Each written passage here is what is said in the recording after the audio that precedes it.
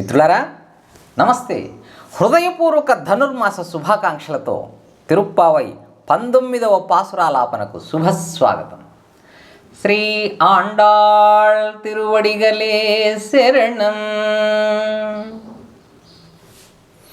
குத்து விளக்கெரிய கோட்டுக்கால் கட்டில் மேல் மெத்தென்ற பஞ்சசயனத்தின் மேலேறி கொத்தலர் பூங்குழல் நப்பின்னை கொங்கை மேல் வைத்து கிடந்த மலர் மார்பா வாய் திறவாய் மைத்தடம் கண்ணினாய் நீயுன் மணாலனை எத்தனை போதும் துயிலெல ஒட்டாய் காண் எத்தனை ஏலும் பிரிவாத்தகில்லாயாத்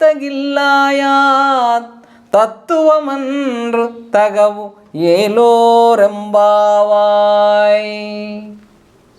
ఈ పాసురంలో శ్రీ ఆండాళ్ తల్లి తన చెలులతో కలిసి సర్వజగద్రక్షకుడైనటువంటి ఆ శ్రీకృష్ణుని, లక్ష్మీ స్వరూపమైన నీలాదేవిని మేల్కొల్పుతున్నారు.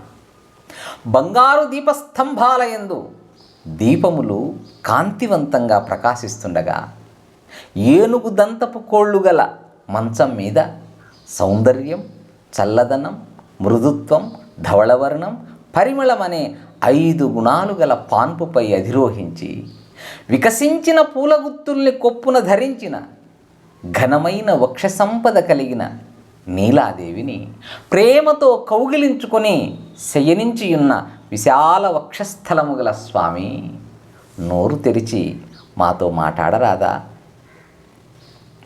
విశాలమైన కాటుక కళ్ళతో శోభిల్లే నీలాదేవి, నీవు నీ భర్తను ఒక క్షణమైనను నిద్ర నుండి మేల్కొనుటకు సమ్మతించవు కదా, అరక్షణమైనను స్వామి విరహమును సహింపజాలవు కదా. ఏమి ఆశ్చర్యమమ్మా! ఇది నీ స్వరూప స్వభావాలకు ఎంతమాత్రము తగదు తల్లి అంటూ ఆండాళ్ తల్లి తన చెలులతో కలిసి ప్రార్థిస్తున్నారు. ఇందులో కాంతివంతంగా వెలిగే దీపం అంటే శ్రీమన్నారాయణ తత్వము నిరిగించు జ్ఞానం. 4 ఏనుగు దంతపు కోళ్ళు అంటే, మంచం కోళ్ళు అంటే కర్తృత్వాహంకారం, భోక్తృత్వాహంకారం, జ్ఞాతృత్వాహంకారం, శేషత్వాహంకారం. పడక యొక్క 5 లక్షణాలు అర్ధపంచకం, కేశపాశాలు వ్యామోహజనకమగు శేషత్వం, పూల గుత్తులు అహింసాది అష్టపుష్పాలు, కాటుక చేత అలంకరింపబడిన కన్ను, భక్తితో కూడిన జ్ఞానం. శ్రీ ఆండాళ్ తిరువడిగలే శరణం. మిత్రులారా ధన్యవాదాలు. 20వ పాసురంతో మళ్ళీ కలుద్దాం. శుభం భూయాత్. హరి ఓం తత్సత్.